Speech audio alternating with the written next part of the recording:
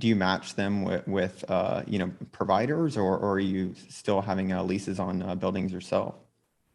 Yeah, so we do everything just in time. We didn't want to repeat the same WeWork type of mistakes where we're carrying tremendous amounts of real estate on the balance sheet. So we really act as a platform for giving people simplified access to all of these different things. The first thing is the roof over their head, and then the rest of these things are things that we can deliver through third parties and leverage the scale that already exists through technology-enabled services, but do it through, in a much more simplified way.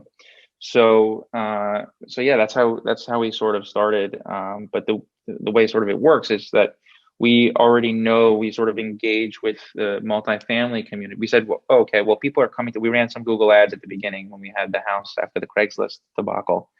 And we just wanted to see what people were gonna look for, or we're gonna be interested in. And we're like, we got this 3-bedroom house. It's only got 2 bathrooms, so you have to share. 2 of the people are gonna have to share a bathroom. And we started realizing that people don't want to share bathrooms, and we started realizing that people wanted access to a gym and access to security and access to a pool.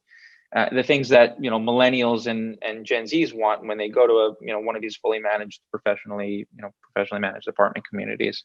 They wanted security and gates and things like that. They wanted maintenance, and these are things that were going to be really challenging for us to do in a single family environment. And some early investors that we talked to were like, "You're never going to be able to scale this in single family homes," and we're like, "No, you're wrong. Believe me, you're wrong." And then we realized pretty quickly it was like, "You're never going to be able to scale this in single family homes." And so the cool thing is working with traditional multifamily, they have all of those things. There's maintenance people on staff. There's a lot of times there's off-duty police officers that live in the community. So there's security. There's most of them have gates. We're looking for units that are on the first floors in buildings with stairs, so for ADA issues. So really trying to source the communities that make sense for people that can potentially age in this place. So there's a big sort of movement around this idea of aging in place now. And we're saying that that idea is really inherently flawed. Everyone, of course, 90% of people say they want to age in place when they're 55 years old and pretty well. Why wouldn't you want to, stay in the house that you've lived for the last 30 years in? But the problem is with that is that as soon as something happens, what we're calling a trigger event, we see it all day long, is if you break a hip, or if your spouse dies, or if you run out of money, living in that house, that 1920s colonial with a narrow staircase and a leaky toilet, doesn't make sense for you anymore. So aging in the right place is really what we're providing, and we're targeting that 90% of people that say they want to age in place but don't realize that they can't yet. Got it. Yeah. So what's that typical age range, out of curiosity? That might be helpful.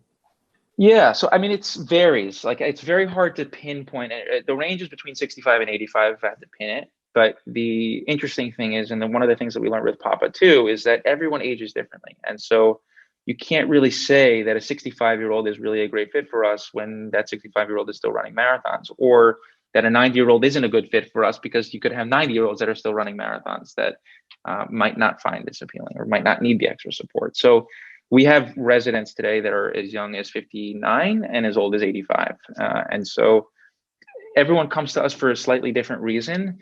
And part of the things that we say all the time is that in order to really service everybody, you have to be able to be flexible, and optionality is really important for specifically the baby boomer demographic. They sort of put their parents in traditional senior living environments, which are in many cases a one-size-fits-all type of solution. There's 2 meals a day in the dining room, and there's bingo in the lobby. And if you don't like bingo, or if you still cook, like, you still have to pay for those things.